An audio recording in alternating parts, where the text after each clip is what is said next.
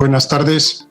Comenzamos ahora con la conferencia, con la sesión dedicada a Colombia en el Día de la Abogacía en Riesgo. Lo primero que les tengo que decir es que vamos a desarrollar la conferencia con traducción simultánea en 4 lenguas: español, inglés, francés e italiano. Para escuchar bien la traducción, en la hilera de iconos que figuran en la parte inferior de la pantalla, se hace clic en el icono del globo terráqueo, interpretación, y en el menú emergente se escoge el idioma en el que se desea seguir la sesión. En caso de duda, pueden seguir las instrucciones que aparecen en la pantalla. Como moderador les tengo que decir que para que la conferencia sea ágil voy a procurar ser riguroso con los tiempos, para lo cual les ruego a todos los ponentes que también sean respetuosos con el tiempo que tienen establecido.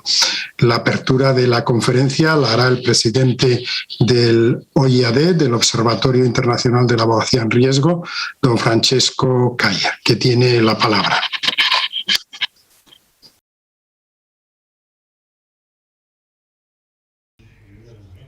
Muchas gracias, Alfredo. Quiero dar la bienvenida a todos los eximios relatores y relatoras para esta conferencia que hemos organizado para el 12º Día Mundial del Abogado en Peligro. El Día del Abogado en Peligro es el 24 de enero de cada año.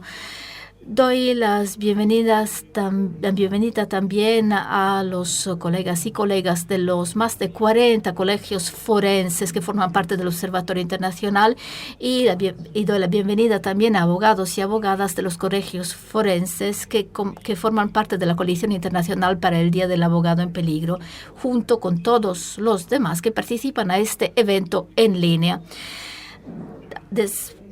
Desde 2009, este Día del Abogado en Peligro se celebró cada 24 de enero con eventos en todo el mundo. ¿Por qué 24 de enero?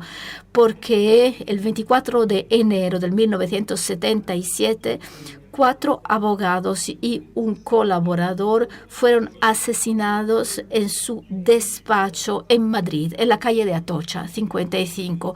Es un hecho que se conoce como la masacre de Atocha. Desgraciadamente, por segunda vez este año, por la pandemia, no hemos podido organizar una conferencia en presencia, como hubiera sido nuestra intención. A pesar de las dificultades por la crisis sanitaria internacional, seguimos con nuestro compromiso a favor de los colegas amenazados por motivo de su profesión. Y gracias también a la adhesión de nuevos miembros a nuestro observatorio, hemos podido ampliar nuestras actividades.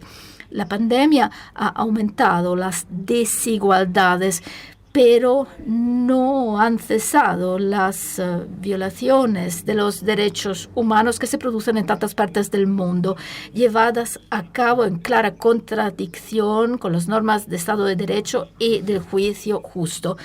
Todo eso nos impulsa a perseguir nuestros objetivos con determinación cada vez mayor. Los abogados en Colombia y en otras partes del mundo son objeto de agresiones en cuanto naturales defensores de los derechos humanos.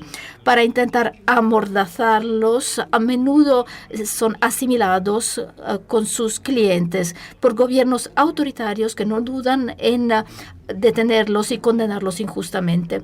Nosotros, en cuanto miembros de esta coalición por el Día Mundial del Abogado en Peligro, el año pasado nos hemos comprometido a coordinar y promover la redacción de la relación de un informe final sobre Colombia, basado en los testimonios de los colegios colombianos y en un análisis de la situación en ese estado. Han colaborado más de 25 colegios forenses y asociaciones que han firmado esta alianza.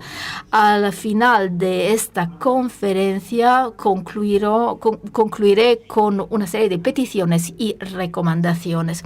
Quiero dar las gracias a todos los que han trabajado este año para redactar el informe. En particular, doy las gracias a los componentes del equipo del observatorio. Es extraordinario el papel que desempeñan los abogados que asumen la defensa de los derechos fundamentales en Colombia y que concurren al esfuerzo de pacificación del país. En 2016 se firmaron acuerdos de paz en La Habana entre el gobierno colombiano y las Fuerzas Armadas Revolucionarias. Sin embargo, el proceso de paz sigue inacabado.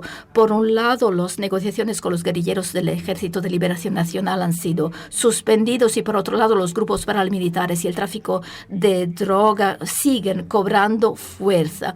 Se creó la Jurisdicción Especial por la Paz en Colombia, destinada a facilitar la reconciliación nacional y ayudar a las víctimas del conflicto. Pero las capas más débiles de la población siguen siendo objeto de hostigamientos y abusos. En 2021 el observatorio ha presentado un amicus curiae ante la Corte Constitucional colombiana respecto al caso y al recurso presentado en el caso de la muerte de Dylan Cruz, muerto por manos de miembros de la Policía Nacional durante las protestas de 2019.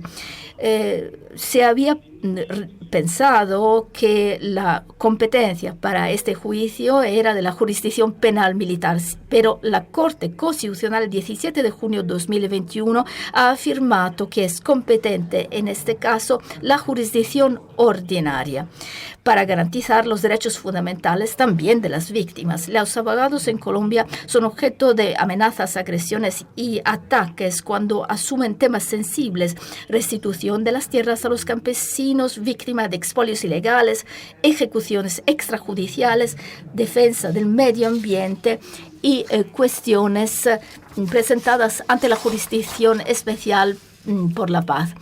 Las represalias contra los abogados aumentan cuando estos denuncian supuestos lazos entre grupos paramilitares, guerrilleros y autoritarios. Hoy escucharemos los testimonios de Franklin Castañeda, Germán Romero, Lina Penáez y Daniel Mendoza.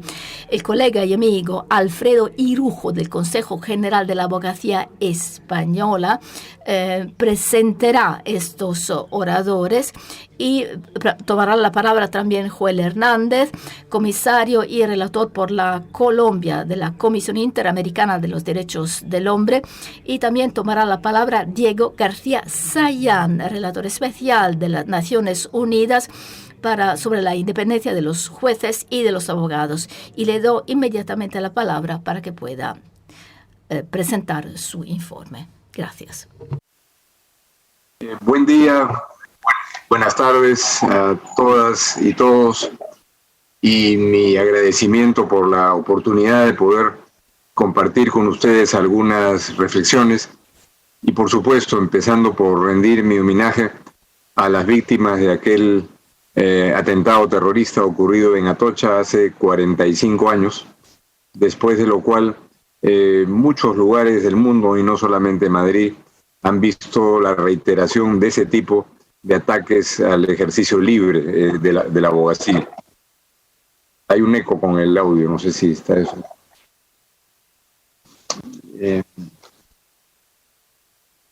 El tema del ejercicio regular de la abogacía, como ustedes saben bien, es uno de los componentes del mandato del relator o relatora especial de Naciones Unidas sobre la independencia de los jueces y la función de los abogados. En la medida en que la comunidad internacional, desde que se creó esta relatoría allá en los 90, la abogacía y su libre ejercicio es una condición indispensable del Estado de Derecho, pilar fundamental de la protección de los derechos humanos y de un sistema judicial independiente. Es una parte del concepto de justicia independiente el ejercicio de la abogacía, de manera que el primer y medular punto es que los estados tienen un deber de garantía sobre la función de la abogacía. No es como cualquier otra profesión por las redes de elementos de hecho y por supuesto de derecho que tienen que ver con la función de la abogacía. El segundo aspecto que todos ustedes conocen es que pese a que así están establecidos los principios generales, hay una tendencia creciente a nivel global de prácticas que menoscaban, limitan o obstaculizan el libre ejercicio de la función de la abogacía, y en particular cuando la actividad de la profesión legal se orienta a la defensa de los derechos humanos, derechos de la mujer, minorías nacionales, pueblos indígenas, asuntos vinculados al análisis de la corrupción o del crimen organizado y, por supuesto, el medio ambiente, que es un área que especialmente en países latinoamericanos viene siendo de creciente vulnerabilidad y riesgo para defensores y defensoras y para quienes ejercen la profesión legal. De acuerdo a la información de la que dispone la Relatoría, entre los años 2010 y 2020, más de 2.500 abogados han sido asesinados, detenidos o secuestrados en diferentes regiones del mundo. Como relator, yo ya presenté en el año 2018 un informe sobre un aspecto de la profesión legal que son los colegios de abogados y asociaciones profesionales cuando tienen otra denominación, analizando las distintas formas de injerencia, de coacción y reiterando algunos aspectos que son los derechos fundamentales de las asociaciones profesionales. En este momento, como relator, me encuentro preparando el informe que presentaré en junio de este año al Consejo de Derechos Humanos, que tiene que ver precisamente con el tema que estamos tratando el día de hoy, el libre ejercicio de la función de la abogacía, y he recibido, por supuesto, información valiosísima sobre distintos países del mundo, incluido Colombia. Y a propósito, naturalmente, del día que hoy se conmemora, el Día Internacional de la Abogacía en Riesgo, pero con el foco de Colombia, mi solidaridad con todos los abogados y abogadas de Colombia que han bregado y siguen bregando con la defensa de los derechos fundamentales, y por supuesto mi particular solidaridad con quienes han sido víctimas de agresiones, de ataques, de cuestionamientos indebidos a través de los medios de comunicación y por supuesto de quienes han sido víctimas de atentados a su vida. El andamiaje de las normas que protegen a la función de la abogacía es muy amplio y todas y todos ustedes los conocen. Están en el Pacto Internacional de Derechos Civiles y Políticos, los principios básicos sobre la función de los abogados que fueron adoptados por Naciones Unidas en la década del 90, la Declaración sobre los Defensores de los Derechos Humanos adoptados por la Asamblea General en 1998, que no está referida solamente a abogados, pero que sí toca a quienes ejercen la función como defensores de derechos humanos, y también Joel Hernández probablemente lo desarrolle más en los próximos minutos, una serie de aspectos en lo que concierne a nuestra región establecidos en el Sistema Interamericano de Derechos Humanos, en la Declaración Americana, en la Convención Americana sobre Derechos Humanos, la Carta Democrática Interamericana y la amplia jurisprudencia que hay en esa materia, tanto en la Comisión Interamericana como en la Corte Interamericana de Derechos Humanos. En los últimos meses he tenido varios debates y reuniones con grupos de abogados organizados en distintas regiones del mundo, en el Asia, particularmente la situación de Filipinas, en el África, cuestiones en Zimbabue, en el Asia y en Europa también, por las crisis y amenazas que hay en algunos países de Europa Central, ¿no? Es decir, son situaciones conocidas, Polonia, Hungría, Belarus, como lugares en donde los abogados, las abogadas también se encuentran en peligro. En ese proceso de diálogo con representantes del Consejo de Europa, con organizaciones de jueces y abogados europeas, ha surgido un tema importante que me interesaba compartir con todas y todos ustedes.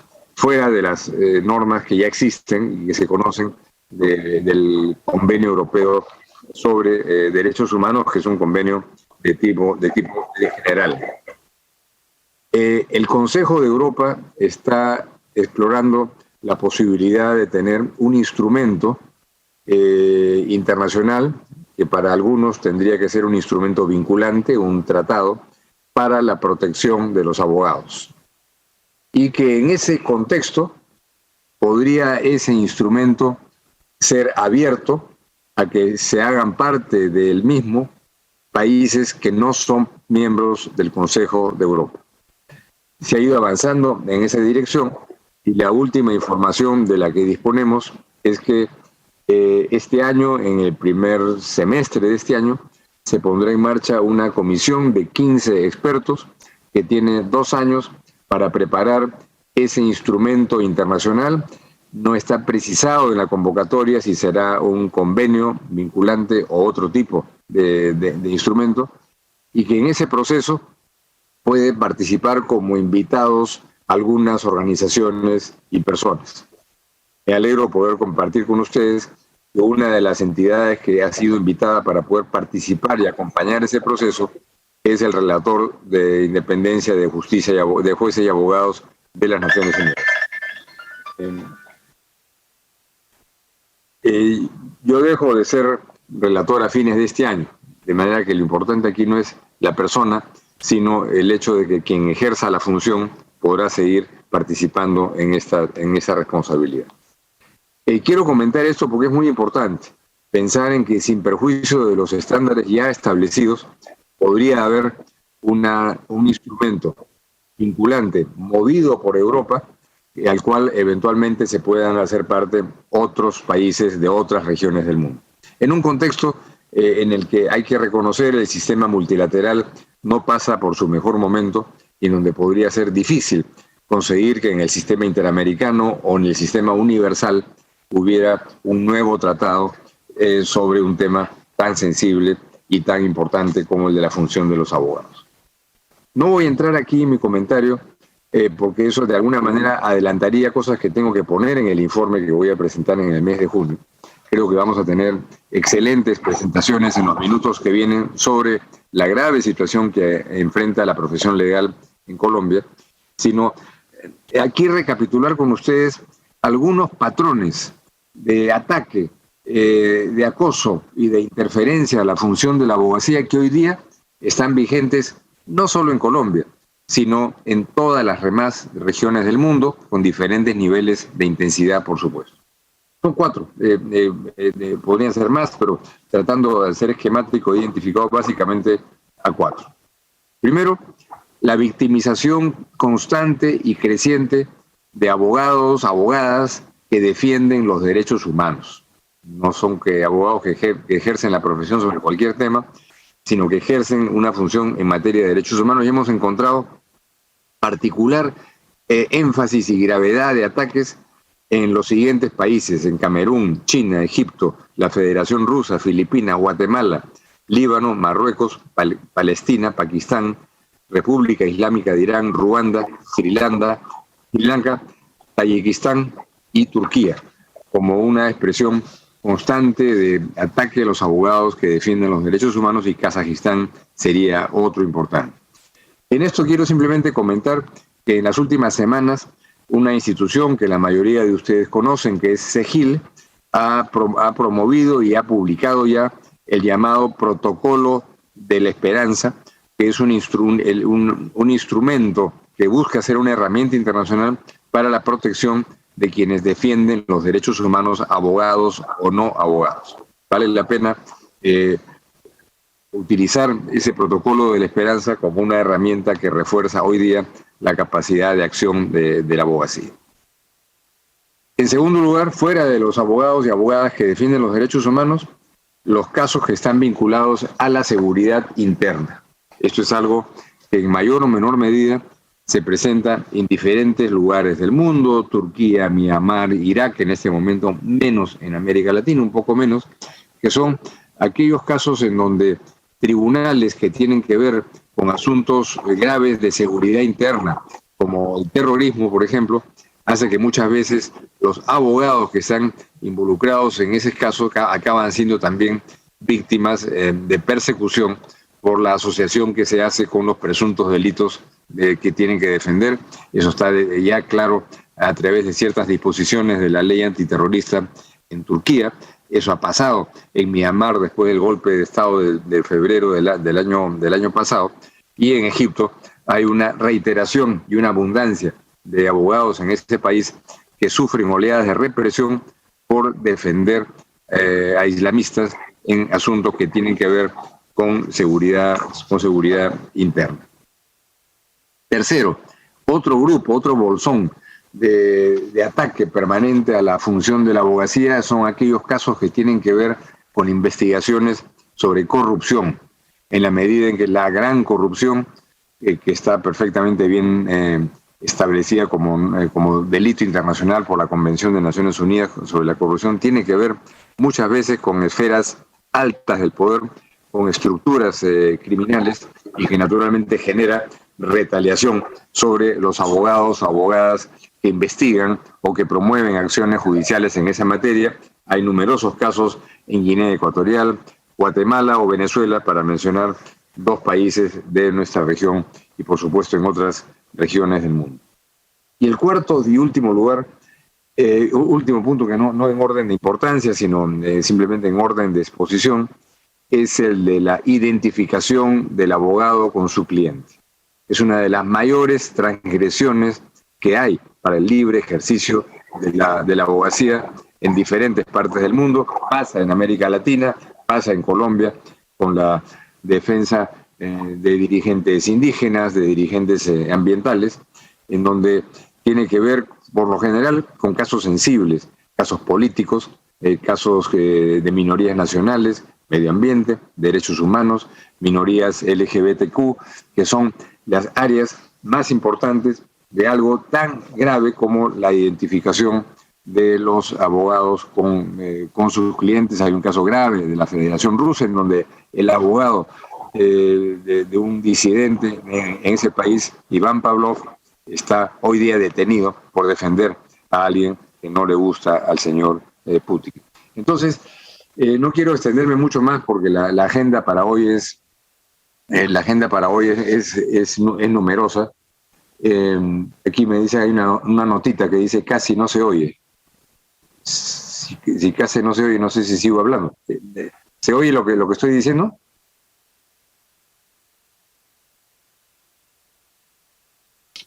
Yo te oigo. ¿Se oye bien? Te oigo perfectamente, Diego. ¿Sí? Sí, ya, ok. Entonces, y quiero de alguna manera redondear, porque no quiero llenar de palabras y ideas esta presentación inicial. Hay varios instrumentos, varios conceptos y instrumentos que son fundamentales, ¿no? Y menciono rápido 6, ¿no? Para responder a estos ataques, a estas agresiones. Primero, las asociaciones profesionales o los colegios de abogados cuando existen, como elementos absolutamente vitales para el ejercicio de la función de abogacía, que requiere, obviamente, que estas asociaciones sean independientes, que cuando se pretende, como ha ocurrido en Turquía, como ha ocurrido en Belarus, como ocurre ahora en Lituania, intervenir estas asociaciones, sus regulaciones internas, ya se está cometiendo una grave agresión a la independencia de la función legal, y que las sanciones que puedan haber sean ejercidas con derecho al debido proceso solo por las asociaciones profesionales. En segundo lugar, la necesidad de defenderse frente a los ataques a la integridad física y psicológica del abogado y de su familia. Muchas veces la familia recibe las amenazas por los medios de comunicación, que sería el tercer punto. Los ataques mediáticos que hay muchas veces en campañas, a veces inmundas, contra abogados o abogadas, buscando neutralizar el papel de esa función. En cuarto lugar, los procedimientos disciplinarios, que a veces se hacen desde el aparato judicial o desde el aparato político, o cuando las asociaciones profesionales han sido ya intervenidas o están puestas bajo control del poder político, hacerlos a través de las asociaciones profesionales. Hay un hecho grave, delicado en Brasil. Hay un precedente vinculante del Tribunal Supremo de Brasil que ha establecido que la ausencia de una defensa técnica por parte de un abogado en un proceso disciplinario no viola la Constitución. Es decir, que si no tiene derecho a la defensa ese abogado, hay que asumir que si ese abogado es cosa de él o de ella y no tiene que tener derecho a la defensa, que es un tema grave y un precedente, naturalmente delicado. Y por último, por supuesto, el tema del secreto profesional, los allanamientos y las incautaciones, que es algo que se ha extendido en muchos países del mundo. Tengo casos graves sobre incursión en despachos de abogados, archivos enteros que son llevados por la autoridad policial en países indiscutiblemente democráticos como Bélgica, por ejemplo, Croacia o incluso en Francia. También ha ocurrido eso a propósito de una información en torno a un caso sobre los registros telefónicos del periódico francés Le Point, ¿no?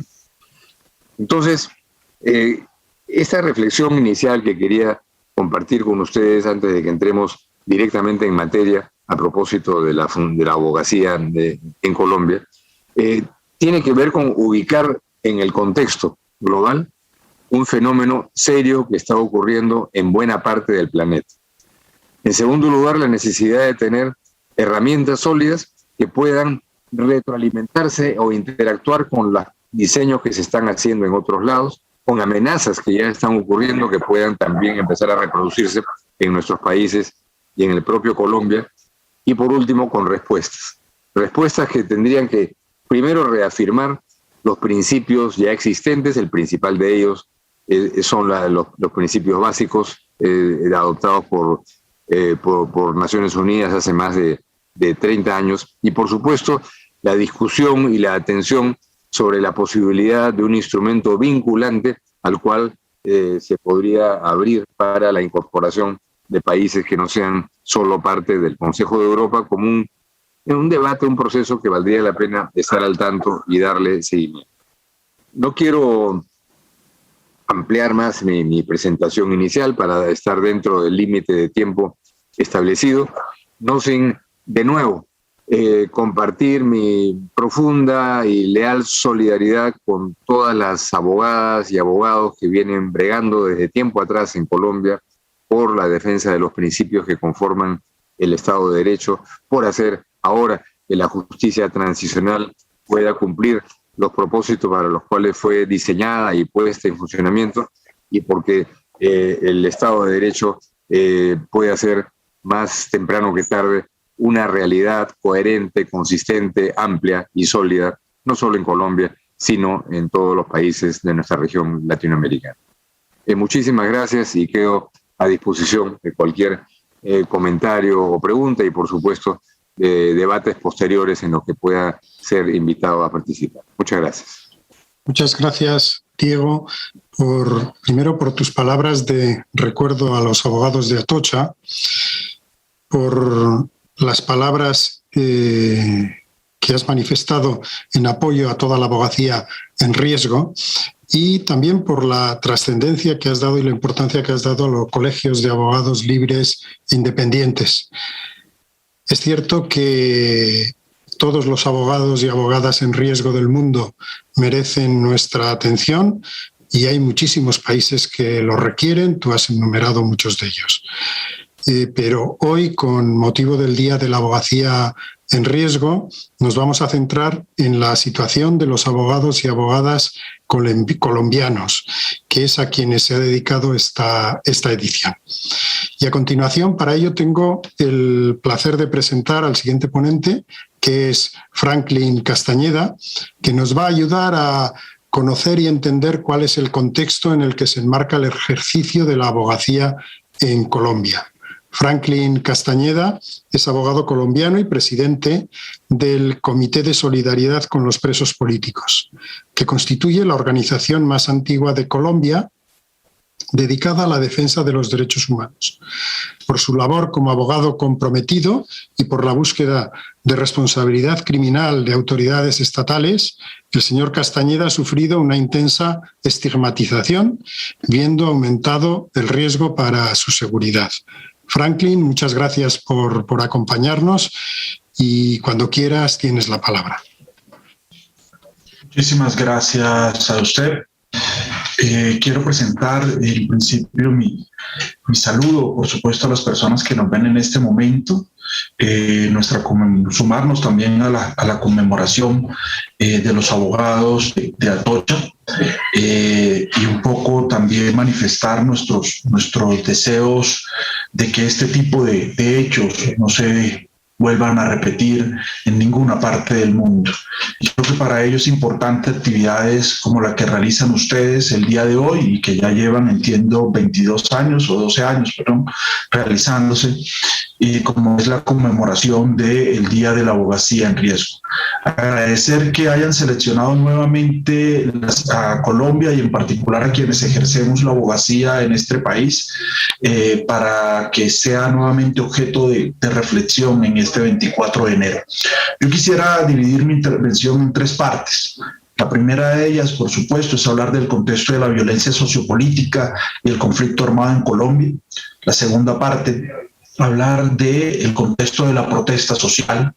Y finalmente, cómo el contexto colombiano viene afectando directamente el ejercicio de la abogacía y en particular el ejercicio de los abogados y abogadas que defienden, o mejor, defendemos derechos humanos.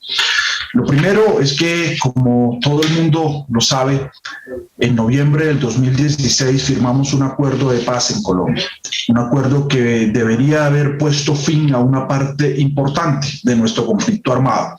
Es el conflicto que se desarrollaba entre el Estado colombiano y las Fuerzas Armadas Revolucionarias de Colombia, FARC, que eran en ese momento la guerrilla más grande de Colombia y la más antigua, que sostenía quizás una guerra contra el gobierno colombiano o el Estado colombiano desde hacía cerca de 50 años para ese momento. Con la firma del acuerdo se abría en Colombia un escenario inspirador de construcción de paz al cual los defensores y defensoras de derechos humanos aspirábamos que pudiese sumarse el conjunto del establecimiento colombiano y por supuesto también las otras insurgencias. Lastimosamente, el pueblo colombiano decidió elegir a una opción de gobierno que había hecho campaña bajo la idea de oponerse a los acuerdos de paz. Este gobierno, el actual gobierno que ya casi termina, el gobierno de Iván Duque, ha estado trabajando durante casi 4 años bajo la idea, primero, de obstruir el acuerdo y segundo, de modificarlo para reducirlo a su mínima expresión, básicamente reducirlo a un papel en el que se le brinden garantías a excombatientes para su reintegración a la sociedad, pero en donde no se transformen realmente los elementos que dieron origen al conflicto armado.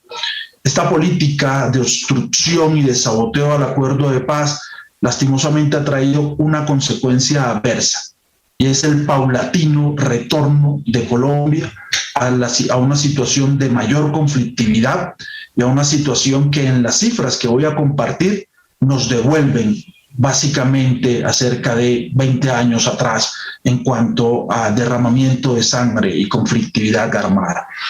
En Colombia, en el año 2021 se desarrollaron, debido a este fracaso de la política actual, se desarrollaron 96 masacres. Esto no ocurría desde principios de la década del 2000.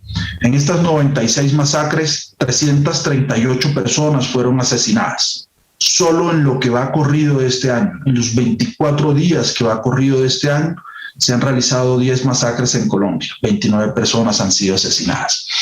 Esto nos demuestra un panorama bastante complejo. Es el panorama de cómo este país ha ido retornando lastimosamente a sus peores épocas. Pero también la conflictividad se demuestra con otras cifras, el desplazamiento forzado. Según la Oficina de Naciones Unidas de Atención para la Atención Humanitaria, la OCHA, durante el año anterior, desde enero hasta noviembre, que es su último reporte, se habían desplazado en Colombia 72.300 personas, huyendo del conflicto armado, intentando salvar su vida en 159 escenarios, ya sea de combate o de amenazas de grupos armados. Han surgido con posterioridad al acuerdo, y lo que demuestra un grave fracaso de la política actual, han surgido 22 grupos armados nuevos, algunos de ellos disidentes, otros grupos paramilitares, grupos narcotraficantes. Se han fortalecido otros grupos, como el llamado Clan del Golfo por el gobierno, o autodenominado Autodefensas Gaitanistas de Colombia, o los Autodefensas Conquistadores de la Sierra. Estos dos grupos paramilitares, quizás los de mayor presencia en el país. Así las cosas, en un país que tiene 1.102 municipios, hoy tenemos una presencia de grupos armados en cerca de 300 de ellos. Esto refleja que casi que la cuarta parte de los municipios de Colombia tiene presencia de grupos armados. 27 de nuestras 32 provincias tiene presencia de grupos armados irregulares, desde grupos insurgentes con quienes no se ha logrado un acuerdo de paz, grupos rearmados y grupos paramilitares. Lastimosamente, esta situación de altísima conflictividad termina un poco arrojando una serie de riesgos sobre la sociedad civil también, y en particular sobre la sociedad civil organizada. 145 líderes sociales fueron asesinados el año anterior, según cifras de la Defensoría del Pueblo, nuestro ombudsman, es decir, una entidad estatal. Y también cerramos el año anterior con una de las cifras más altas en materia de violencia letal. Ese esfuerzo o ese primer logro que habíamos visto en el año 2017, luego de la firma del acuerdo de paz, cuando Colombia tuvo la cifra de homicidios más baja que había tenido en 40 años, la tasa de homicidio más baja, lastimosamente se ha dado al traste en los últimos 4 años. Y el año anterior, particularmente, resultó el año más violento en materia de violencia letal en los últimos 20 años. Así las cosas, quisiera pasar al panorama ahora de algo que vimos el año pasado, y es una buena parte del pueblo colombiano que se levantó a protestar, no solamente en contra de una situación de violencia, sino en contra de una situación de corrupción, de violación a derechos humanos y de pocas garantías a derechos económicos y sociales, aunados también a una crisis económica sin precedentes. Pues bien, tuvimos cerca de 3 meses de protestas continuas en las principales ciudades del país, y en particular en una ciudad que se volvió como la capital de la dignidad en Colombia y de este movimiento de protesta. Hablo de la ciudad de Cali, también conocida por otros como la capital mundial de la salsa. En esta ciudad y en las principales ciudades del país durante estos 3 meses, miles, quizás millones de personas participaron de estos escenarios de protesta. Y la reacción del gobierno colombiano, la reacción del Estado colombiano no podría ser más deplorable.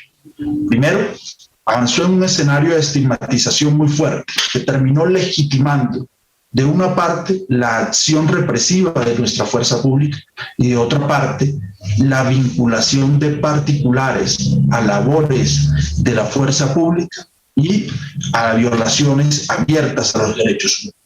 Le dieron la vuelta al mundo las imágenes de particulares que dispararon contra la población civil que se manifestaba, protegidos por la policía, sin que hasta hoy sepamos si eran paramilitares o si eran agentes del Estado que actuaron en operaciones encubiertas o una combinación de los dos. También le dieron la vuelta al mundo las imágenes de oficiales de la policía y en particular del Escuadrón Antidisturbios de Colombia violentando los derechos de los manifestantes, deteniendo arbitrariamente personas. 24 personas aún permanecen desaparecidas desde que se dio ese estallido social. 89 personas fueron asesinadas en contextos de protesta social en el año anterior. El caso más grave se dio en la ciudad de Cali, como lo decía, donde 36 personas fueron asesinadas. 1.929 personas fueron heridas. 97 de ellas perdieron cuando menos la visión de uno de sus ojos para toda la vida, producto del uso de armas de letalidad reducida por parte de la policía. Se recibieron cerca de 106 denuncias de violencias basadas en género, muchas de ellas de connotación de agresiones sexuales en contra de mujeres o población LGBTI.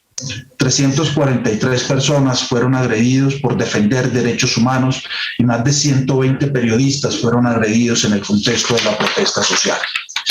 También el contexto de agresión a la protesta social o de venganza contra quienes organizaron la protesta ha llevado al Estado colombiano a una labor de uso del aparato de justicia con la finalidad de desprestigiar o acosar a líderes sociales y a los líderes y lideresas que participaron de la protesta social.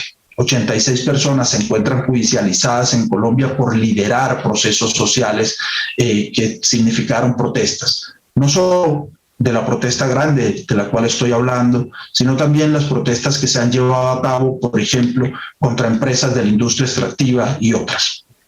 Así las cosas, y con esto paso al tercer y último tema, tenemos un panorama humanitario muy complejo en Colombia, que afecta directamente la labor de los abogados y abogadas, y en particular de quienes defienden derechos humanos. Y voy a expresar en dos grandes matrices o patrones el cómo se evidencia esta situación. El primero de ellos es que persiste un tratamiento público apegado a la lógica del conflicto armado. En Colombia se creó la idea de que existía algo que llamaron la guerra jurídica. ¿Qué es la guerra jurídica? Es el discurso que ha promovido el Estado colombiano para intentar vincular a los abogados y en particular a los abogados y abogadas defensoras de derechos humanos como parte del conflicto armado y plantear que los abogados cumplimos una labor dentro del conflicto armado que es la de deslegitimar a las fuerzas públicas de Colombia, las fuerzas militares, la policía y los organismos de inteligencia y deslegitimar el Estado. Y ello lo hacemos supuestamente con el fin de facilitar la labor de la insurgencia de la toma del poder. Así las cosas, bajo este concepto de la supuesta guerra jurídica, se ha facilitado la idea oculta de que los organismos de seguridad e inteligencia del Estado colombiano vean a los abogados como parte del conflicto. Me refiero a los abogados que defienden derechos humanos. Vean a los abogados como parte de un actor armado que cumple una función supuestamente estratégica. Y luego entonces, cuando denunciamos, por ejemplo, los falsos positivos, aquellos 6.402 jóvenes que según la Jurisdicción Especial de Paz fueron asesinados por el ejército, eso lo hicimos supuestamente para deslegitimar la fuerza pública ante la ciudadanía. O, por ejemplo, cuando se han denunciado casos de violencia sexual cometida por la fuerza pública en Colombia, los casos de las torturas o la violencia policial. Así entonces, a partir de esta idea estigmatizadora de la labor de los abogados y abogadas, se nos termina poniendo en riesgo y se termina legitimando que grupos armados en el conflicto armado, que sectores de la fuerza pública o incluso particulares en el marco de una sociedad bastante polarizada y lastimosamente a veces violenta como la que tenemos, terminen quizás tomando o sintiéndose avalados para agredir a las personas que ejercemos el derecho para defender derechos humanos. Y una segunda matriz de opinión que se ha instalado es la que pretende también en el marco de esta confusión o este intento de confundir la causa del defendido representado con la labor del abogado, pues es también la segunda matriz de opinión que se intenta instalar a la hora un poco de explicar públicamente e incluso judicialmente lo que hacemos los abogados que defendemos personas detenidas, por ejemplo, por participar en protestas sociales. Y es que buena parte de las violaciones a derechos humanos que hemos visto en el contexto reciente de protesta social en Colombia se han visto justificadas por esa amplia estigmatización producida por el Estado colombiano.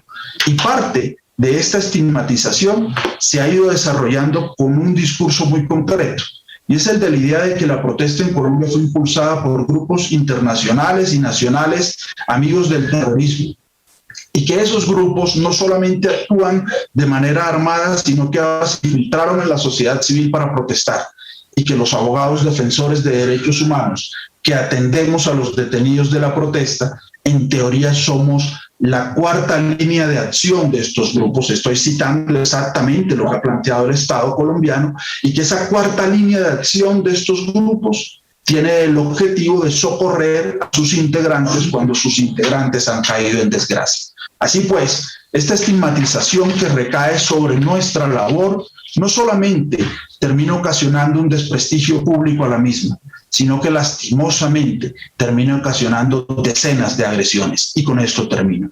Entre enero del 2019 y abril del año pasado, 6 abogados colombianos habían sido asesinados, 26 habían sido amenazados, 12 habían sufrido agresiones físicas, 6 más se habían tenido que desplazar con tal de proteger su vida y 2 más se habían tenido que exiliar. Sin duda alguna, la situación de los abogados y abogadas en Colombia merece la atención del mundo y agradecemos mucho esta jornada que se nos dedica a nosotros el día de hoy. Muchas gracias. Muchas gracias, Franklin, por la dramática información que has compartido con nosotros y que nos ayuda a enmarcar la triste realidad de los abogados y las abogadas que luchan por la defensa de los derechos humanos en Colombia. Muchas gracias. A continuación voy a presentar al siguiente ponente. Se trata de Germán Romero, abogado representante de víctimas de ejecuciones extrajudiciales, integrante de la Organización de Derechos Humanos DH Colombia. En particular, el abogado representa víctimas de graves violaciones a los derechos humanos en procesos judiciales en los que se investiga a oficiales del Ejército Nacional en materia de justicia ordinaria y transicional, la Jurisdicción Especial para la Paz. Desde mediados de 2021, el señor Romero se ha visto obligado a exiliarse temporalmente debido a los continuos actos de persecución y al alto riesgo de ataques contra él y su familia. Germán, cuando quieras tienes la palabra. Hola, muchísimas gracias. ¿Me escuchan bien? Perfecto. Perfectamente. Un especial saludo al observatorio, a las organizaciones que lo componen por su trabajo en defensa de quienes ejercemos la defensa, y un saludo muy especial a las personas, a las familias, a las comunidades que nos han permitido acompañarles en sus luchas y que de pronto hoy nos escuchan y que se la juegan junto a nosotros por reclamar judicialmente en Colombia pese a la débil respuesta del Estado. Y también un saludo muy especial a las mujeres abogadas jóvenes que hoy en Colombia representan un recambio generacional en la defensa de derechos humanos y son las que están asumiendo la mayoría de riesgos en los casos de protestas y en derechos ambientales, en las calles, en los campos. Y obviamente también quisiera hacer un saludo especial a los abogados y abogadas no institucionalizados que de manera individual defienden la causa de los derechos humanos, de la dignidad de los pueblos y trabajan en pequeñas ciudades y no tienen la posibilidad de participar en foros como este. Yo quisiera presentar el día de hoy la siguiente reflexión y es el porqué de la persecución a las personas que ejercen la abogacía al servicio de las luchas de derechos humanos y de los pueblos y las consecuencias que eso tiene. Me gustaría que pudiéramos analizar qué pasa y cuál es esa reflexión y si eso en el concierto internacional tiene algún efecto y requeriría algunos cambios. Es decir, ¿existe relación entre un sistema judicial sano o perverso en Colombia y la persecución contra quienes ejercen la exigencia de derechos humanos por medio del sistema? Porque siempre nuestros análisis se han quedado frente a quienes cometen este tipo de acciones. Pero yo hoy quiero reflexionar alrededor de una idea que hace tiempo viene haciendo mella y es si en Colombia existe o no existe un sistema judicial abierto, un sistema judicial sano, un sistema judicial que funcione y si eso tiene efecto en estos graves hechos de persecución. Cuando los y las abogadas de DH Colombia hemos sido objeto de persecución, como de seguro muchos otros defensores les pasa, es cuando enfrentamos dos cosas. Uno, las barreras al acceso a la administración de justicia, por ejemplo, cuando documentamos crímenes cometidos por el Ejército Nacional y tratamos de identificar los nombres de oficiales e integrantes de las estructuras criminales que la componen dentro del Ejército y de acceder a sus archivos. Cuando en casos de operaciones de inteligencia logramos identificar actos de persecución que parecen relacionados con criminalidad común o relacionados con el conflicto armado y no lo son, sino que son acciones de persecución del gobierno de turno contra quienes le cuestionan o presentan públicamente sus actos de criminalidad, de corrupción y de favorecimiento. O cuando en los casos de los ataques de la policía en el marco de protestas que ha sido ampliamente presentado por el colega Franklin, pero en nuestro caso en DH Colombia, cuando hemos logrado las imputaciones de cargos, acusaciones y condenas contra oficiales de la policía por homicidio, torturas y encubrimientos, es que hemos visto estos ataques de persecución. Cuando trabajamos con comunidades afectadas por megaproyectos económicos, Y hoy quiero decirlo que exigir a las empresas, ni en especial a las multinacionales, a las extractivas, a las agroindustriales, a las farmacéuticas, a las químicas, rendición de cuentas por la vía del derecho se ha convertido en tal vez la actividad de más alto riesgo. Y eso en la comunidad internacional debe generar un mensaje, pues estas multinacionales tienen sus sedes con una cara amable en Europa y en Estados Unidos y en Canadá, pero tienen la cara más perversa en el sur global. O en los casos de usurpación de tierras por estructuras armadas, que hoy no solamente lo hacen grupos al margen de la ley, sino grupos económicos, y ya estamos viendo cómo países poderosos económicamente están afectando. Perdón, entró un sonido, alguna... no. Eso en primer lugar. Segundo, cuando atacamos los mecanismos de impunidad a favor de militares, policías y actores económicos en Colombia.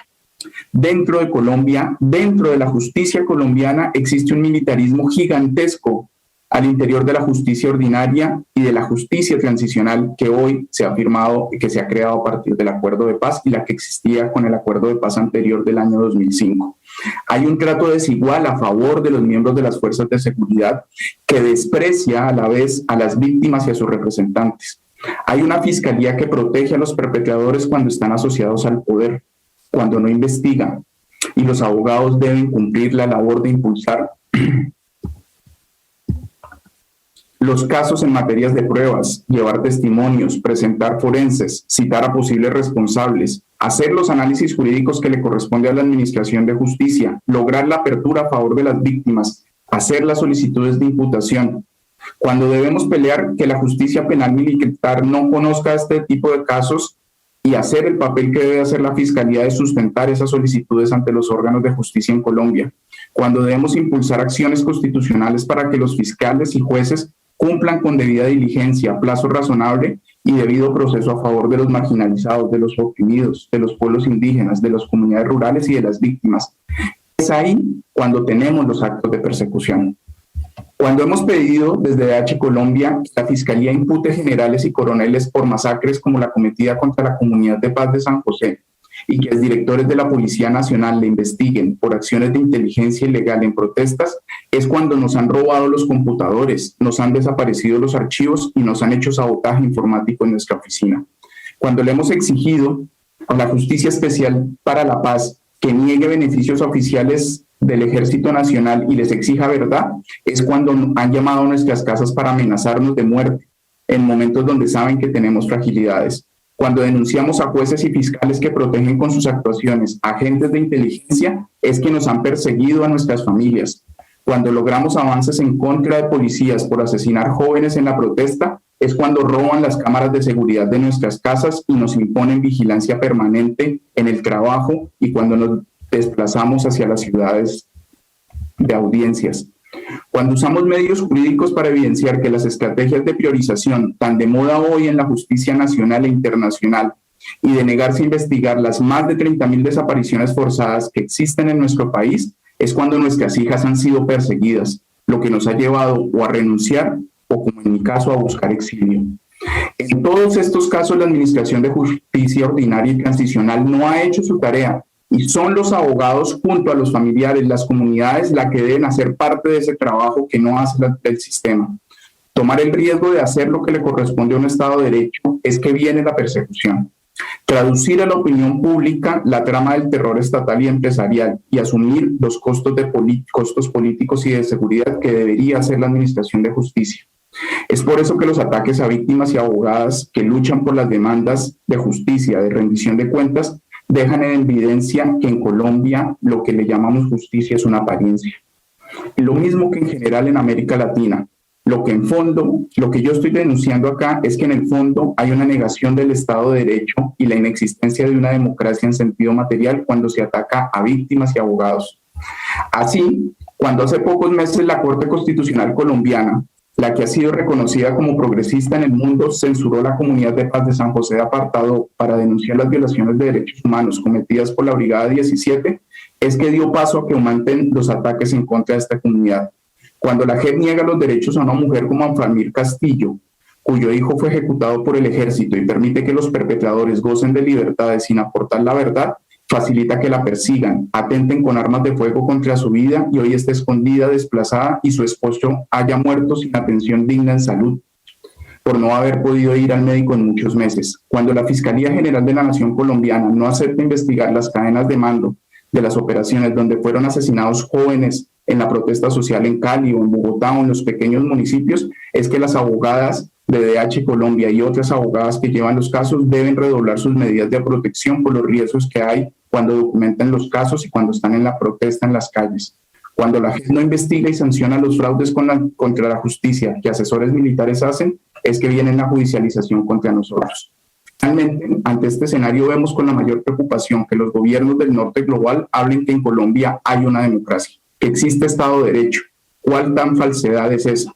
Que sus acciones se reduzcan a las redes sociales, y también nos preocupa que cada vez los mecanismos convencionales y extraconvencionales de protección se han quedado pasos atrás. El Estado de Colombia logra que sus escrutinios sean menores y de menor fuerza, que estos mecanismos cada vez estén más lejos de las víctimas. Muchas gracias. Muchas gracias, Germán, por tu compromiso y valentía como abogado defensor de derechos humanos. Solía decir nuestro anterior presidente del Consejo General de la Abogacía Española que en todo despacho de abogados debía ser una oficina de derechos humanos.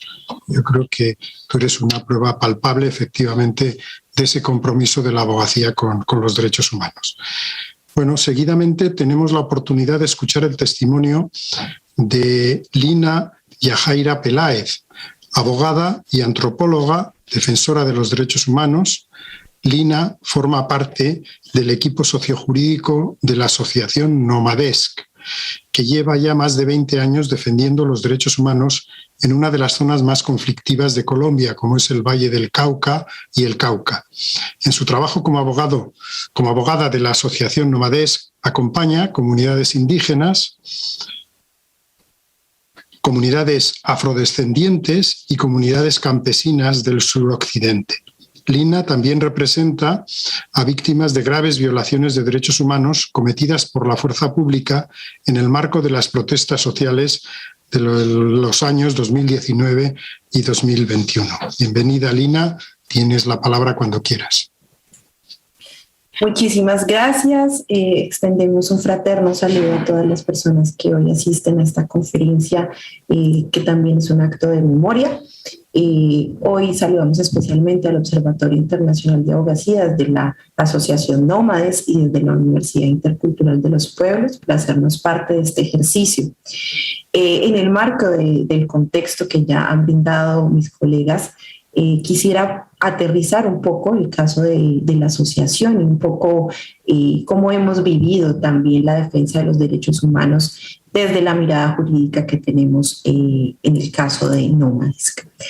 Abordamos una mirada jurídica que es interdisciplinar, lo que compromete el ejercicio de la abogacía con otras disciplinas que se encuentran también alrededor del diseño y de la estrategia de los litigios que planteamos. Creo que tenemos unos ejemplos claros que nos han llevado históricamente a avanzar en un ejercicio territorial también desde y con las comunidades, como lo son la sentencia T462A del 2014 y la sentencia T550 del 2015, una para el departamento del Cauca y otra para el distrito de Buenaventura, dos lugares estratégicos en el modelo de desarrollo que tiene el departamento y que se ha impuesto por parte del gobierno que históricamente ha sostenido estos entes territoriales.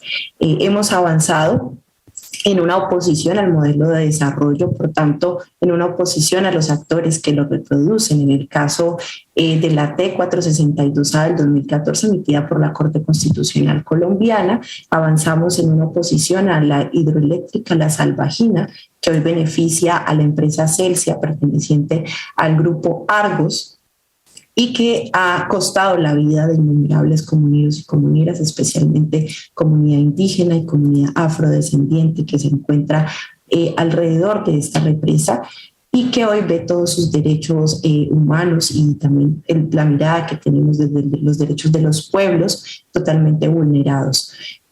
Por esto llamamos la atención sobre este tipo de estrategia, porque no solamente es el abogado o abogada que está en riesgo detrás de este diseño de los litigios estratégicos, sino que somos un grupo de personas que compromete también otras disciplinas, porque creemos que el ejercicio jurídico también requiere alimentarse de otras miradas del mundo y otras formas del conocimiento.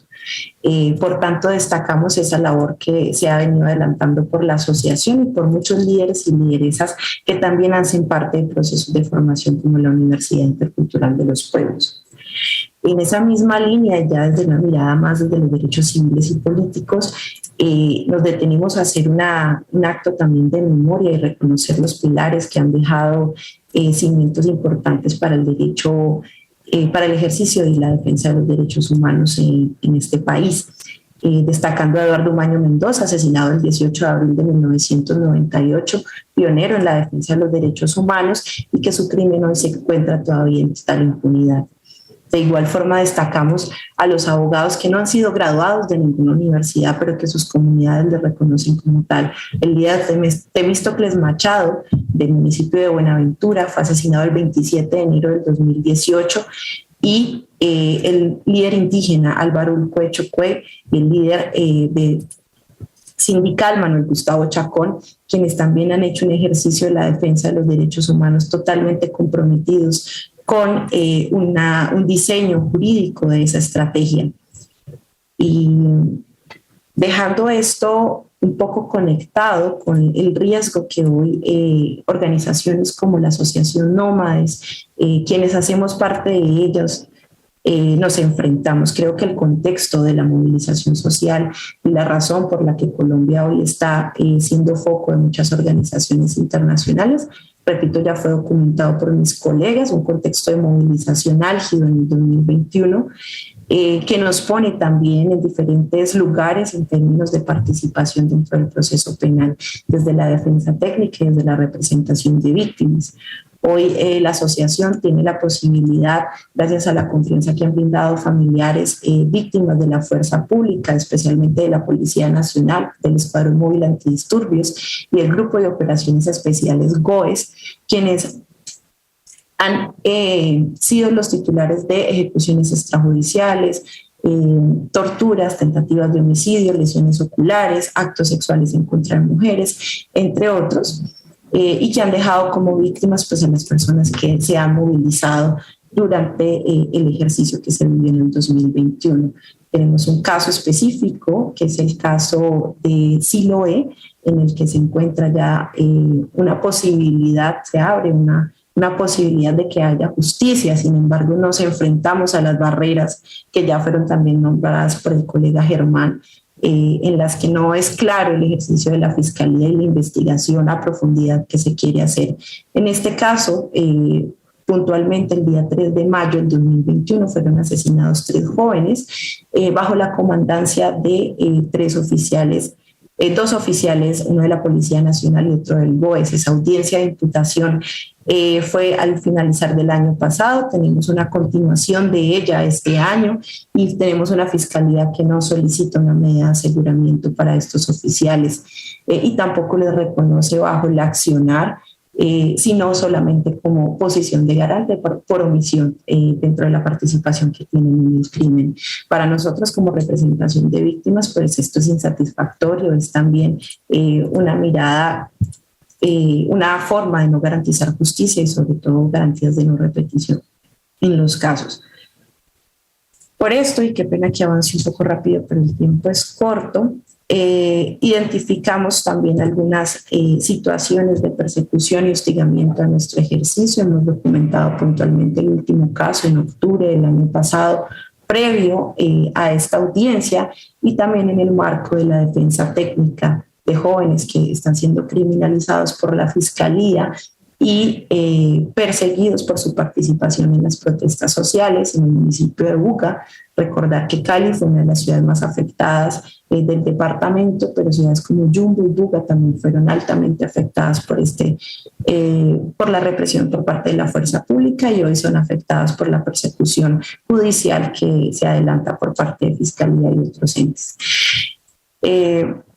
El hecho a documentar puntualmente por parte de la Asociación Nómades, que como decía ocurrió en el mes de octubre, fue una persecución, un hostigamiento y una posibilidad de interceptación de nuestras comunicaciones y robo de información. Hemos descubierto con elementos probatorios muy dicientes que la Policía Nacional estaba haciendo una serie de registros alrededor de nuestra oficina de trabajo, con elementos que aún todavía no se han logrado identificar, pues la Fiscalía todavía no avanza en ninguna investigación, en ninguna de las solicitudes que se le han hecho para la investigación. Usando también personas como en posición de vulnerabilidad, como los vigilantes de la cuadra y otras personas que son usadas en este tipo de operaciones. Hemos también documentado el sobrevuelo de drones y el uso de otras tecnologías que, como decía, su objetivo principal, hasta donde lo hemos identificado, es el robo de información. Esto concuerda y es casi de forma coordinada con el avance de las diligencias que adelantamos en los casos ya mencionados. Nuestra pregunta por cómo esas nuevas tecnologías han ido avanzando, cuál es el modus operandi actual, pues está latente. Claramente nos interesa identificar cómo el Estado ha cambiado también ese sistema de persecución y cómo hoy no identificamos un panfleto, una amenaza tal vez directa, pero sí identificamos estos elementos tecnológicos que además avanzan de forma desmedida y que nos ponen en total riesgo. Con esto y con las pocas acciones que han adelantado Fiscalía, Procuraduría y Defensoría, pues la pregunta sobre si Colombia cuenta o no con un recurso judicial efectivo en el orden nacional para no solamente garantizar el ejercicio de la abogacía, sino para garantizar los derechos de los pueblos y de las víctimas de este tipo de crímenes, pues es una realidad. Desde la Asociación Nómades creemos que no existe un recurso judicial efectivo, que no tenemos en estos momentos una institucionalidad que garantice la justicia y que haya realmente una independencia por parte del aparato judicial. Por eso saludamos y nos sentimos convocados en este espacio para co-crear y pensar conjuntamente cuál es el mecanismo internacional en la defensa de los derechos humanos que sirva como un elemento que realmente brinde protección tanto a las víctimas como a los abogados y a las abogadas.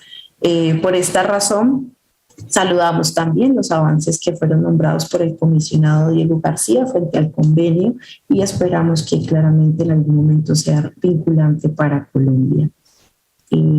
Este es un poco como el testimonio por parte de lo que estamos viviendo en el suroccidente de Colombia, sin dejar de lado la crisis que ya también fue manifestada, que están viviendo los territorios y que hoy nos ocupan toda nuestra labor en la defensa de derechos humanos. Muchísimas gracias. Muchas gracias, Lina, por tu valentía y por tu compromiso y por haber compartido con todos nosotros tu testimonio. Bien, a continuación paso a presentar a Daniel Mendoza Leal, abogado penalista y criminólogo de formación. Es también escritor y periodista, fundador del portal periodístico online La Nueva Prensa. Como abogado que ejerce desde hace 20 años en Colombia, ha defendido numerosos casos penales, tanto ante los tribunales colombianos como ante la Corte Suprema de Justicia. Ha escrito más de 200 artículos denunciando, entre otros, la corrupción de las élites y la relación del narcotráfico y el paramilitarismo con las élites políticas, económicas y militares del país. Por último, escribió y actuó en la serie El Matarife, que quiere denunciar los vínculos de Álvaro Uribe, sus funcionarios y familiares, con el narcotráfico y el paramilitarismo. Cuando quieras, Daniel.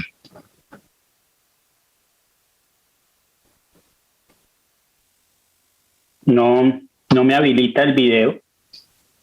Me dice no puede iniciar porque el anfitrión lo deshabilitó. Bueno, ahora te habilitarán. Enseguida lo hacen. Ya, creo que ya estoy acá. Bueno. Buenas tardes a ti, buenas tardes a todos, a los colegas y organizadores. Honrado de estar aquí y agradecido con la invitación del Observatorio Internacional de Sabocá. En un primer momento, cuando supe de la existencia del instituto, gracias a la presentación que hizo con extrema generosidad mi abogada en Francia, me asaltó una duda existencial. En este exilio kilométrico, ¿qué soy?, me pregunté. ¿En qué me he convertido desde que salí huyendo del país porque el aliento de los sicarios me tocaba la nuca? ¿Seré hoy en día un abogado? ¿Hace cuánto dejé de serlo?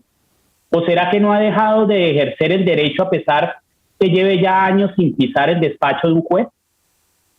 Estudié Derecho en el Externado, una gran universidad colombiana, demócrata y liberal. Allí aprendí de dónde vienen las leyes, para qué sirven y cómo se manejan. Y después del grado me di cuenta que aquellos que las fabricaban y las aplicaban en Colombia, las usaban como mecanismo de manipulación de una élite afianzada en el poder desde hace décadas, que instrumentaliza la normatividad para garantizar su impunidad. Tras la especialización como abogado penalista y con el fluir del cauce de las vivencias personales que trae consigo la vida, entendí que Colombia había estado sometida a un aparato organizado de poder sui generis en la historia de la humanidad.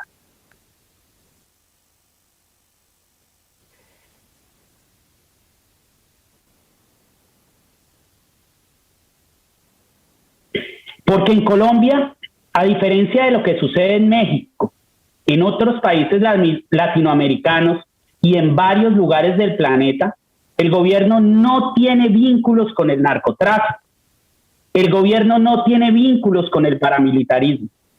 En Colombia, desde hace 3 décadas, el gobierno es narcotraficante y paramilitar. Mi adicción por la investigación, sumado a los hechos explícitos que narraban los expedientes que llegaron a mis manos durante el ejercicio profesional, me llevó a escribir y, después de narrarle al papel mis conclusiones, a publicar. Y sin saber cómo, terminé convertido también en un periodista cuyos artículos e investigaciones terminaron corriendo intensas maratones entre las redes.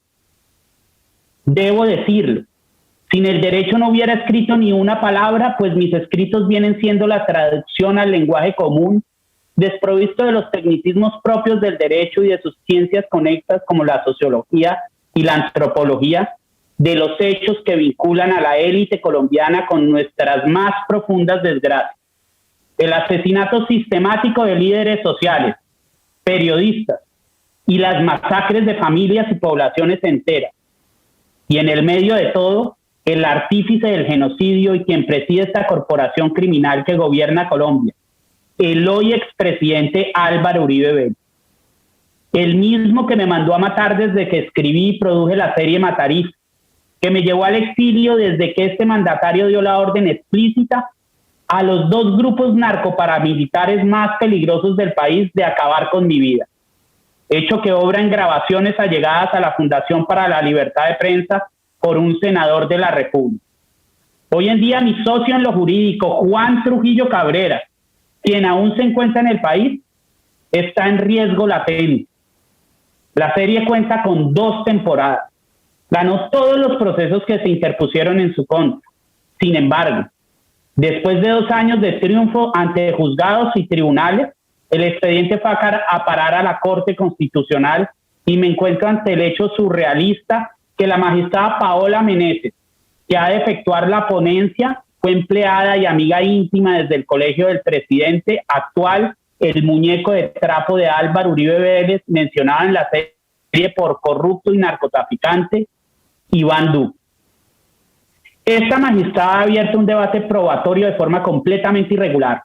Al final del proceso, y sin estar facultada, ha indagado por los nombres de los colaboradores de la producción, a sabiendas del riesgo que para ellos significa salir a la luz pública.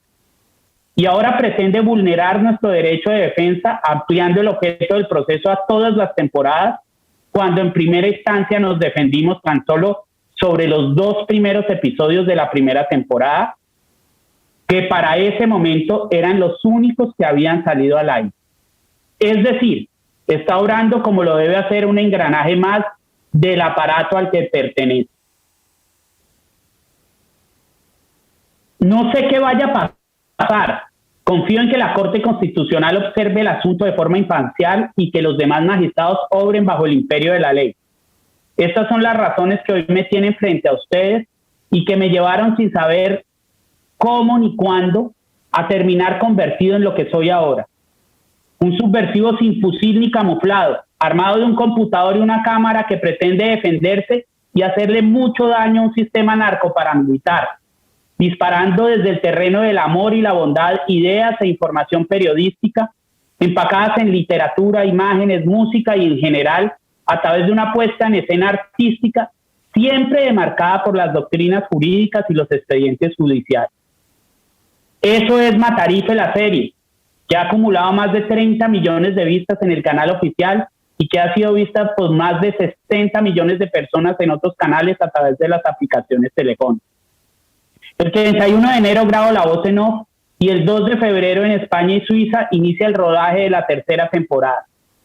Tengo información de que a través de miembros del Ejército de Colombia, el hacker y criminal narcoparamilitar Carlos Escobar y Álvaro Uribe, el Matarife, intervinieron mi teléfono y el de varios allegados y miembros del equipo.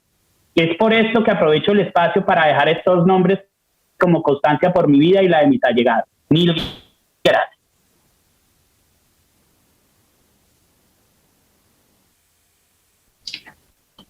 Muchas gracias, Daniel, por tu tremendo testimonio y por compartir tu experiencia en este espacio.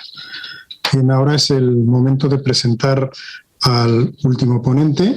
Se trata de Joel Hernández García, comisionado de la Comisión Interamericana de Derechos Humanos de 2018, que fue reelegido en noviembre de 2021 para 4 años. Asimismo, a principios de 2022, el señor Joel Hernández ha asumido el mandato como relator para Colombia de la Comisión Interamericana de Derechos Humanos. Tiene una licenciatura en Derecho por la Universidad Nacional Autónoma de México y una maestría en Derecho Internacional de New York University School of Law. Es miembro del Consejo Directivo del United Nations International Crime and Justice Research Institute y fue miembro del Comité Jurídico Interamericano por el periodo 2015-2018. Estamos muy agradecidos, Joel, por tu presencia en esta jornada dedicada a la protección de la abogacía en Colombia. Bienvenido, cuando quieras tienes la palabra.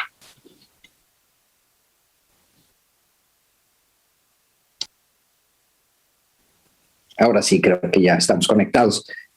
Empiezo por agradecer esta generosa invitación para estar hoy en esta conmemoración del Día de la Abogada y el Abogado en Riesgo. Sobre todo por muy honrado de haber sido invitado para hablar de la abogacía en riesgo en Colombia. Quiero empezar expresando mi solidaridad a las abogadas y a los abogados colombianos, a las y los defensores de derechos humanos de Colombia, a todas las víctimas de desplazamiento forzado, a todas las víctimas del conflicto armado, a todas las personas que han sido vulneradas en sus derechos en los últimos años y también a las víctimas del exceso del uso de la fuerza durante las protestas sociales que se dieron el año pasado en Colombia. Mi saludo muy, muy fraternal para toda la sociedad civil organizada que nos acompaña. Este es un evento muy importante para la Relatoría País de Colombia de la Comisión Interamericana de Derechos Humanos, porque estamos hablando de uno de los colectivos que juegan un papel fundamental en los estados modernos. Un colectivo que con su labor ayudan a construir un entramado normativo institucional de protección de los derechos humanos. Bien, ya lo ha dicho aquí Alfredo, que todo abogado o abogada debe de ser por naturaleza una persona defensora de derechos humanos. El foro jurídico es de fundamental importancia para las sociedades y para las propias autoridades, porque en la concepción actual del Estado, Este tiene la autoridad de crear el derecho y se legitima a través del derecho.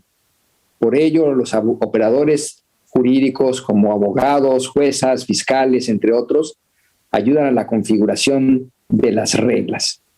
Este trabajo de configuración normativa sucede parcialmente en los parlamentos, donde la abogacía puede asistir técnicamente a los órganos políticos para garantizar una adecuada técnica legislativa. Pero una labor principal de la abogacía es cuestionar las normas, sus interpretaciones y sus aplicaciones. Para ello, el litigio que realizan abogadas y abogados es fundamental, pues ayuda a legitimar, criticar o transformar aspectos importantes de las funciones que realizan los estados. De manera destacada para el Sistema Interamericano de Derechos Humanos, el grupo de abogadas y abogados que hacen el litigio estratégico frente a la Comisión y la Corte Interamericana de Derechos Humanos han permitido a lo largo de los años la creación de los estándares de derecho interamericano de los derechos humanos que hoy son una realidad en nuestro continente. A través del derecho se dirimen muchas controversias, sean comerciales, familiares, civiles y de otra índole. Y es a través de los tribunales que el Estado puede gestionar muchos de estos conflictos privados. Ante los tribunales actúan las abogadas y los abogados y con su labor impactan, a veces indirectamente, a veces en toda su dimensión, en las políticas públicas de un Estado.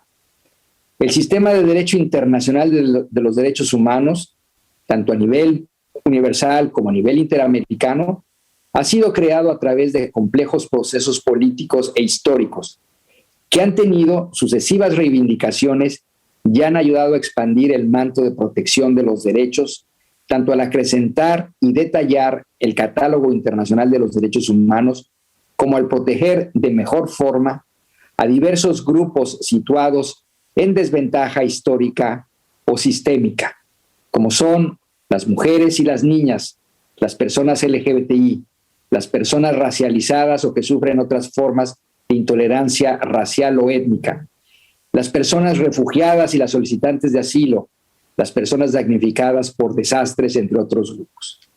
En todo este proceso de creación normativa han participado abogadas y abogados de diversas naciones, en gran parte porque el consenso internacional desde fines de la Segunda Guerra Mundial ha sido proteger la dignidad de las personas a través de una figura jurídica específica, los derechos humanos, que reconocen la dignidad de las personas y crean derechos oponibles a los estados y a terceras personas y que son además justiciables ante tribunales y otros mecanismos. Esto no quiere decir que el mundo de los derechos humanos se reduzca al derecho, pero no podemos negar que la labor jurídica tiene un lugar relevante en los sistemas y los movimientos de derechos humanos. Al igual que dentro de los estados, la abogacía no expande su trabajo solo en la labor legislativa, sino ante todo en la jurisdiccional. En el foro internacional, las abogadas y los abogados tienen un papel fundamental para acompañar casos de violaciones de los derechos humanos y auxiliar a las personas víctimas y sobrevivientes en exigencias de justicia. Muchas veces esta es una ardua labor que toma años, pues como ustedes saben, se tienen que agotar recursos internos. Es decir, que las violaciones de los derechos humanos deben primeramente ser sometidas a consideración de los estados para brindarles la oportunidad de resolver los problemas, asumir su responsabilidad y reparar a las víctimas. A final de cuentas, es el Estado quien tiene la responsabilidad principal de hacer justicia. Cuando esto no sucede o no se hace de manera completa y satisfactoria, las víctimas pueden acudir a los sistemas internacionales, como ante la Comisión Interamericana de Derechos Humanos o bien ante la Corte Interamericana. Acompañar un caso en este peregrinaje jurídico supone retos importantes para las abogadas y los abogados, entre otros, el prolongado tiempo, a veces 10 o 15 años que toma una petición al interior de la Comisión Interamericana. El desgaste humano producto del dolor vicario, la resolución de múltiples problemas emergentes que aquejan a los representados, la diversificación de tareas y áreas de conocimiento como el derecho interno, el derecho internacional, la resolución alterna de controversias, etc. La abogacía de los estados de las Américas ha mostrado estar al nivel de los retos y ha contribuido al camino de justicia de miles de víctimas y al desarrollo de estándares interamericanos y universales de derechos humanos. Igualmente, en los foros jurídicos nacionales, la abogacía ha logrado importantes avances en el reconocimiento de los derechos de personas que sufren discriminación. Este vínculo entre el ejercicio de la abogacía y el desarrollo y defensa de los derechos humanos supone un reto para los estados, para los grupos y para las organizaciones que detentan poder en su territorio en un momento dado. Y en algunas circunstancias, esos retos y esas tentaciones han puesto en serio riesgo a las abogadas y a los abogados. Esto lamentablemente es común en la región y la Comisión Interamericana de Derechos Humanos lo ha documentado a lo largo de los años. Por ejemplo, en el informe sobre Colombia, Verdad, Justicia y Reparación de 2013, la Comisión describió múltiples instancias de acosos, hostigamientos o ataques en contra de abogadas y abogados por su labor de defensa de los derechos humanos y llamó al Estado a investigar eficazmente estos hechos y a sancionar a las personas responsables.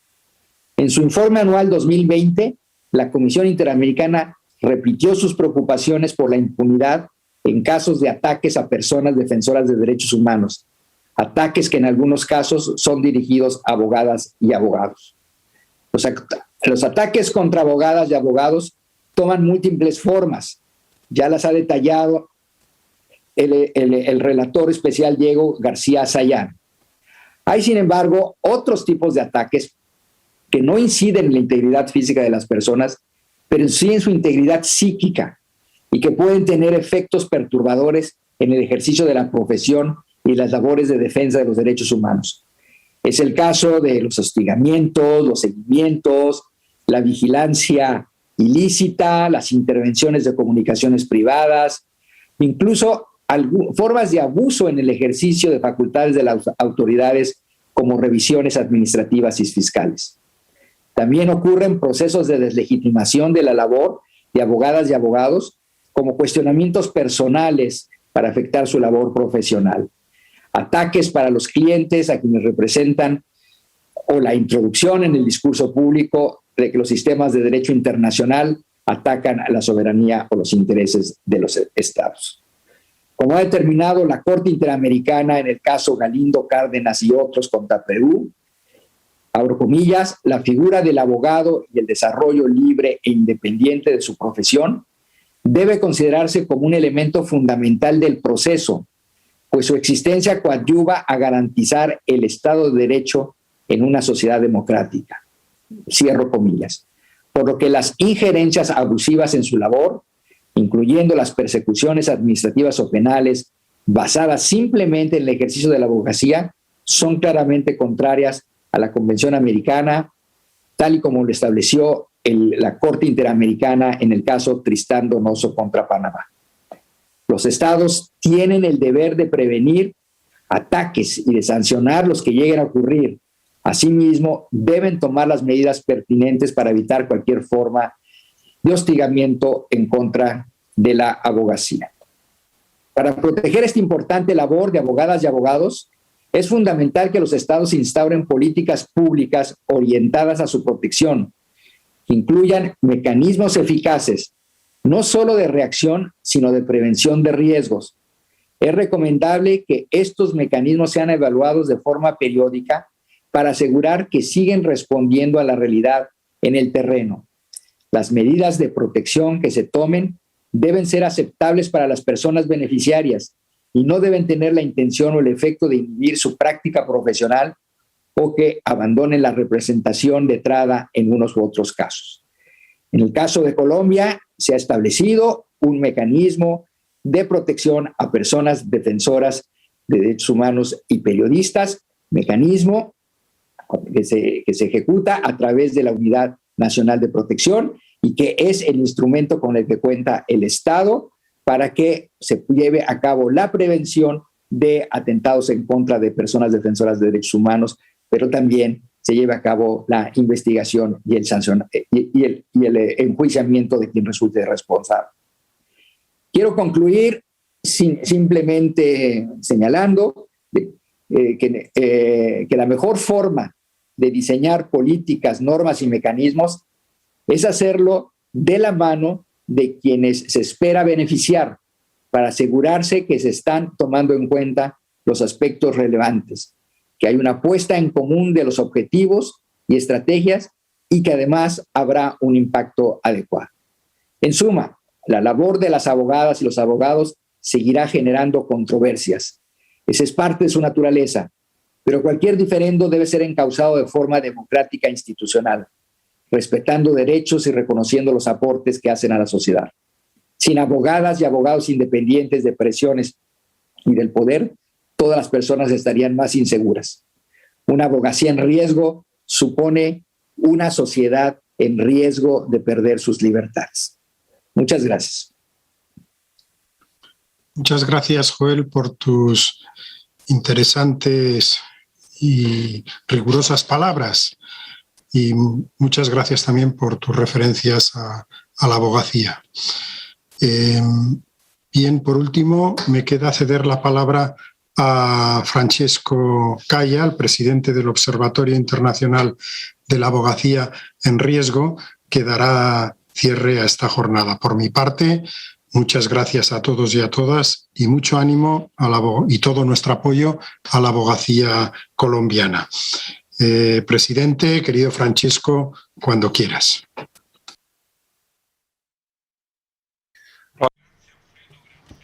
Gracias, Alfredo, por tu moderación hoy. Yo también me sumo a los agradecimientos para los oradores de esta conferencia. En particular, me gustaría agradecer a nuestros compañeros colombianos por sus preciosos testimonios que han profundizado nuestros conocimientos sobre la situación en Colombia. Antes de cerrar la reunión, me gustaría leer nuestras peticiones para los gobiernos y las instituciones internacionales y las recomendaciones con las que cerramos nuestro informe. Ante la grave situación de riesgo que siguen enfrentando los abogados y abogadas de derechos humanos en Colombia, las organizaciones firmantes plantean las siguientes peticiones y recomendaciones. Primero, el Estado colombiano debe cumplir con los principios básicos de las Naciones Unidas sobre la función de los abogados. El Estado colombiano debe abordar urgentemente los numerosos ataques a los abogados y abogadas de derechos humanos y garantizar el ejercicio libre e independiente de la profesión de acuerdo con los principios 16 y 18 de los principios básicos de las Naciones Unidas sobre la función de los abogados. En tercer lugar, el Estado colombiano debe proteger urgentemente la vida de los abogados y abogadas en Colombia y debe adoptar medidas de protección adicionales y efectivas para garantizar su seguridad y libertad, especialmente en las zonas rurales, donde los riesgos para quienes defienden los derechos humanos aumentan. Ello de conformidad con el principio 17 de los principios básicos de las Naciones Unidas. El Estado colombiano debe luchar contra la estigmatización de la abogacía colombiana involucrada en los asuntos sensibles de derechos humanos para poner fin a la impunidad. Luchando contra la estigmatización de la abogacía colombiana involucrada en asuntos sensibles de derechos humanos, de acuerdo con los principios 18 y 23 de los principios básicos de las Naciones Unidas sobre la función de los abogados. El Estado colombiano debe considerar la creación y regulación de una institución profesional, oficial y autónoma que promueva y proteja la independencia de los abogados y represente los intereses de la abogacía en Colombia. Se insta a la Unión Europea y a sus Estados miembros, así como a la comunidad internacional en su conjunto, a que utilicen sus relaciones con Colombia para reforzar la protección de los abogados y los defensores de derechos humanos de acuerdo con las obligaciones internacionales de Colombia. Se pide a las Naciones Unidas y a otras instituciones internacionales, incluyendo en particular al relator especial de la ONU sobre la independencia de jueces y abogados y al relator especial de la ONU sobre la situación de los defensores de los derechos humanos, que continúen centrándose en la situación de los abogados de derechos humanos en Colombia y que presionen al país para que cumpla con los principios básicos de las Naciones Unidas sobre la función de los abogados y con todas las normativas aplicables. Los colegios de abogados y las sociedades de abogados de todo el mundo están llamados a vigilar de cerca e informar sobre la situación de la abogacía de derechos humanos en Colombia, especialmente a la vista del próximo examen periódico universal del país previsto para 2023. Se anima a los periodistas y a los medios de comunicación internacionales a que investiguen e informen sobre la situación de la abogacía de derechos humanos en Colombia para presionar al Estado colombiano y centrar la atención pública en todo el mundo en el papel vital que desempeñan los abogados de derechos humanos y los graves riesgos a los que se enfrentan. Estas son las conclusiones de nuestro informe sobre Colombia. Ahora me gustaría agradecerles a todos y me gustaría clausurar esta conferencia subrayando el hecho de que nuestro compromiso hacia el apoyo para nuestros compañeros colombianos no acaba aquí, seguirá en todo 2022. Un compromiso por parte no solo de OIA, sino también por parte de todas las asociaciones firmantes. Seguiremos al lado de nuestros compañeros colombianos y al lado de los compañeros amenazados en todo el mundo, reforzando la importancia de la abogacía en todo el globo. Muchas gracias a todos y todas.